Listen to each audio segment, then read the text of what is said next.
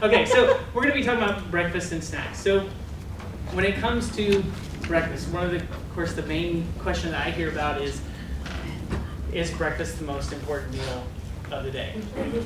Do y'all think it's the most important meal of the day? Anyone? One of? Yeah. So I like to think, when it comes to breakfast, if you break it down the word, breakfast, you're breaking your fast, right? Because you've been sleeping for 7, maybe 10 hours if it's a good night. And you just need something to get the day started, to give your engine, your body a boost.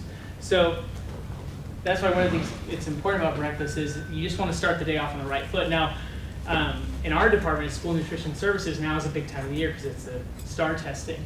So breakfast is a really big push. We give the kids a little larger breakfast. And I remember as a kid, my mom, of course, back then it was the TOS test, it wasn't the STAR test. But my mom would make us a big production when it comes to breakfast. On those days, of course, we'd be upset because why would you give us bacon, eggs, toast for breakfast every day if you could? If you're doing this one day, what's the big deal, right? But one of the things I found is that talking to some people before this presentation is that breakfast, a lot of people some people skip breakfast. And I think now, working for a school district, we emphasize the importance of eating a big breakfast for the kids so you have increased concentration, more energy, and you're more alert during the day. But that's something we kind of just move away from sometimes. Like I have a brother who just doesn't eat breakfast and refuses to eat at all. And I just need to tell him, if you eat breakfast, you're going to start the day on a better track. So just making sure that we're having a balanced breakfast. Now, what constitutes a balanced breakfast? So the gentleman in the back had mentioned wheat germ, which is a really good source of fiber. Well, other things that are important too, of course, your carbohydrates. So your fruit, your yogurts, your muffins that you're eating right now, but also protein and fat. There's other things you don't want to completely ignore. The protein and the fat, what they're going to have, of course, is long-lasting energy. The carbs give you the quick energy. The protein and the healthy fat give you the long-lasting energy. So it's important to have a balanced breakfast because you're giving your body, your engine, the energy you need to get through the day, at least get you to your next meal.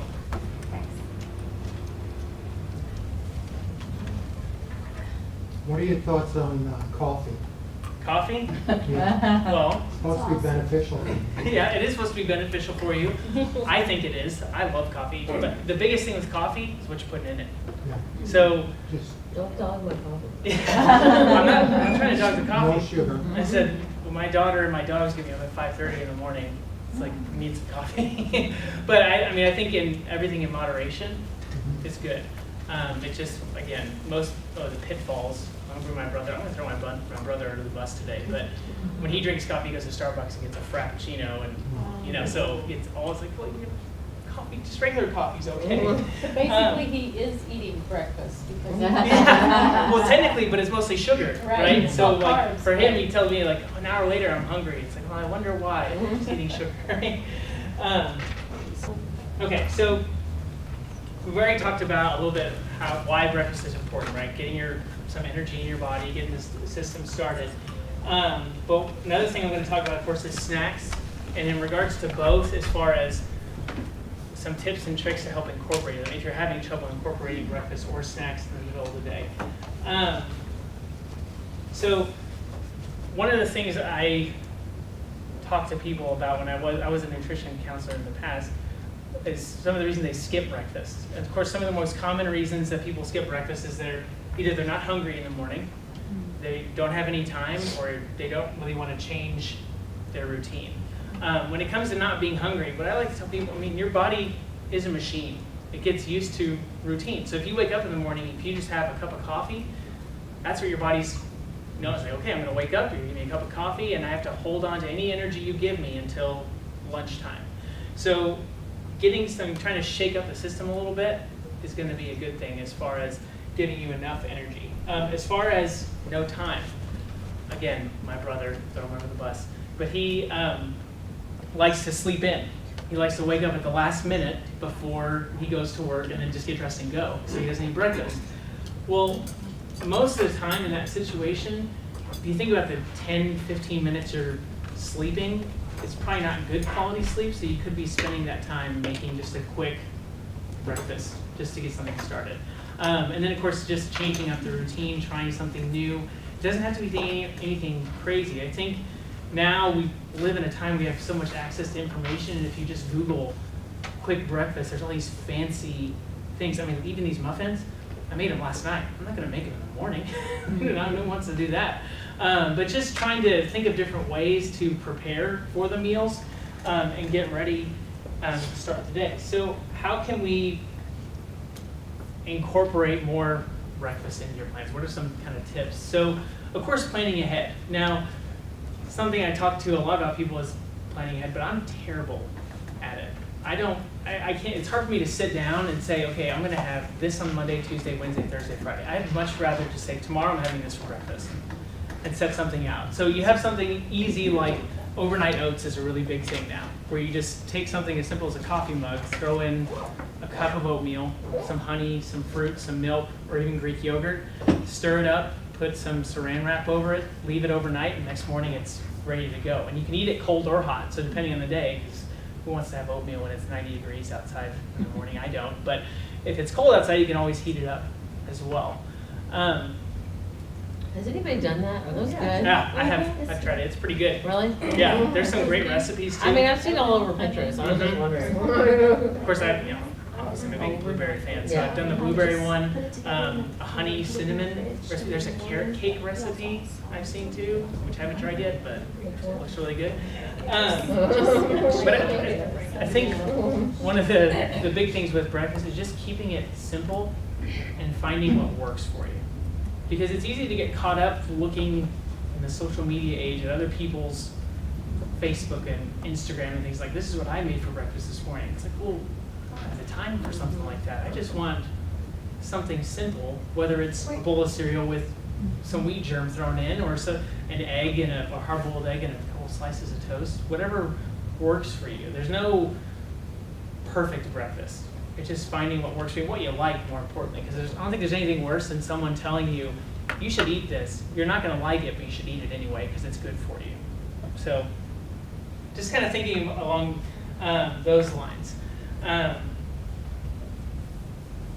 When it comes to snacks, now I have a confession, I'm a snacker. I love to snack. I grew up in a household where it was breakfast, lunch, and dinner, maybe a snack after school. But now after my daughter was born, she's 4 now, but it feels like she was born yesterday. I got used to her routine when she was a baby. And she was eating every 2 or 3 hours, so there I was eating, not eating what she's eating, of course, but eating every 2 to 3 hours. And what I discovered is that for me, personally, I wasn't eating as much at my meals because I was having a snack in between. So now I'm just used to having that. Now whether or not that works for you, of course, is another question, but you don't have to have a meal or a snack every 2 or 3 hours. If having just an afternoon snack or something like that works for you too, great. But like with this trail mix here, that's a perfect balance of nutrients, because what did it had? About 10 grams of fat, 6 or 7 grams of protein, right? So, and about 12 grams of carbohydrate, I believe. So that's a perfectly balanced snack. It's got enough of each nutrient that it's going to stay with you and get you to your next meal. Okay? Any questions on that stuff so far? No? Okay. Let's see here. Oh, here's one good one. So like I said, we want to have a balanced snack, whether it's in the morning or in the afternoon. But my wife asked me this the other day. She said, is there such thing as a perfect snack? I said, well, what do you mean a perfect snack? She's like, well, because everything you need it. I think a better question instead of something like that is, what do you like? What sounds good to you? To me, a snack is an apple with peanut butter. I can do that every day and never get tired of it. Or some crackers and those Baby Bell cheeses, or even string cheese, something like that would work. But if it's a smoothie or something like that, that works great too. But of course, the other thing to consider is your time. Because if you're sitting at a desk, you can't just say, well, hold on a sec, I'm gonna go to the break room and make a wrap or a frittata or something. You know, it's just something crazy. It's like, what? Yeah. So, or call, well, if you can have someone deliver a snack, that'd be great. But even H-E-B has those little snack packs. So H-E-B has those snack packs now where it's, grapes and some cheese and pretzels. Oh, yeah, those are so cute. Yeah, those are a perfect snack you can take with you. It's portable. If you want to make the trail mix that I provided, and that's a great, just something quick. It didn't take any time to make. You just throw it in a plastic baggie and you're out the door. But just finding something that works with your schedule. Because again, I can sit up here and give you lists of healthy foods and things we should be eating, but if it's not feasible for you, that's okay. I'd rather you enjoy your food and have things in moderation than just say, I'm not gonna have that anymore. So in a snack, am I correct in understanding that it should be like a carb, but you need to have it like a protein or a fat? Correct, with it? yes, That carb, so not That's just an apple by itself. Yes, well, an apple is a good Plus- snack, but if you but have it it, should have a protein or fat. yes, so like if you had an apple with string cheese or peanut butter or something like that, it's gonna stay with you a lot longer, because by the time your body uses up the sugar from that apple, that's when it takes a little longer to digest the protein or the fat, so it's gonna stay with you a little longer and carry you through your next meal. Okay. Did you have a question? No, I like how you put here, adding like the shredded coconut as an option, because that Yeah. adds just a little bit of texture and a little sweetness. Yeah. That's really good. Well, and it's one of the reasons why I picked this recipe. So the recipe calls for pumpkin seeds too. I went to the store a couple of days ago and couldn't find any pumpkin seeds. Oh. Well, we have cashews. We can do that. That'll work if you wanted to throw Cheerios in. But also, I like the chocolate in there, because when you think of trail mix, you got to have something sweet. But when I say, hey, you can have chocolate, it doesn't. What chocolate? Well, this chocolate in particular is about a 60% cacao. Say that the proper right. So since it's a darker chocolate, it's better for you. It doesn't have as high of a sugar content compared to like a milk chocolate or like a white chocolate and something like that. So if you're looking for a chocolate to make the trail mix, I would say a 60 to 70% cacao. How much food you can get for 200 calories, basically. So like a serving of gummy bears, for example, is only about a tablespoon, but you can have about a pound of broccoli. Now, broccoli by itself, to me, sounds good, but I also think of it with ranch dressing or hummus, something to dip it in. But just going over, looking at your nutrient quality compared to nutrient density, right? Because something can have a whole lot of sugar in a very small package, where you can have something that's a big serving that's good for you, that'll stay with you a lot longer. So comparing like over a cup and a half of celery to a 12-ounce soda, well, how much peanut butter can you have to go with that celery? I can think of a lot of peanut butter you can go with it to kind of equal that out. But again, it's going back to making sure that you're getting enough quality nutrients, the carbs, the protein, carbohydrate, because I say carbs again, fat and fiber to go with your snacks as well. So just maintaining a balance of things is what's really important. Okay? So, last thing, I had mentioned on this earlier as far as incorporating different types of food. And really it's kind of talking about moderation versus restriction. Now, of course, applying it in this case to breakfast or snacks, but to any meal, really. I think it's important to realize that, to me at least, there's no food that's off the table, essentially. You can eat just about anything you want. It's how much of it is important. So going back to the coffee example, there's a big difference between a cup of black coffee and a Frappuccino from Starbucks. It's still coffee, but there's a lot more added sugar in one. Or having one breakfast taco, which I moved back to Texas 2 years ago, and I grew up in Texas, so breakfast tacos, it was like a prayer was answered.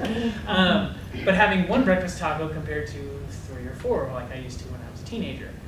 So just trying to keep those things in mind and having moderation. Yes, ma'am. Regarding the tacos, is it really that much better having it on corn? Yes, it does. Now, what I would say, yes, it does make a big difference on corn, because flour tortillas are going to have more calories to them. Of course, the compromise, there's the whole wheat flour tortillas, a little more fiber, but the fat content's about the same. So I would say having those in moderation. You don't have to say, I'm never having flour tortillas again. Well, just don't have them as often. Okay, You well, still to do. motivate me, can you tell me the difference in like what I'm looking at? Flour tortilla. As far as the calorie difference, Calories, yeah.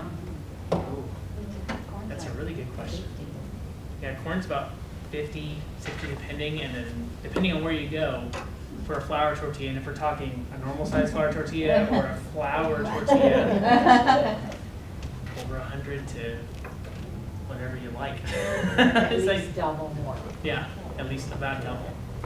So what you could think about is if, you know, if you're gonna have say a taco for lunch, like a I'm fajita gonna just taco. eat the filling than a corn tortilla, Yeah. I'm sorry. Well, I mean, it's what's also in your taco, right? So if you have like a chicken fajita taco, there's gonna be onions and peppers and things like that. But if you fill it with other things, tomatoes, pico, fresh pico, yeah, well, some cheese, yeah, it depends on how much cheese, right? But if you have it with fresh pico and things like that, those are, all the ingredients in pico are what they call a non-starchy vegetable. So they're very low calorie in a large portion. A full cup of pico de gallo, if there's no added sugar in it, is about 5 calories. So I mean, it's nothing. And that's something that really will stay with you. So it's important to not only what kind of tortilla you're having, or sandwich or burger, whatever, but what else is on it. Yeah. That was basically it. You guys have any questions? You did all the samples. Did everyone enjoy the samples?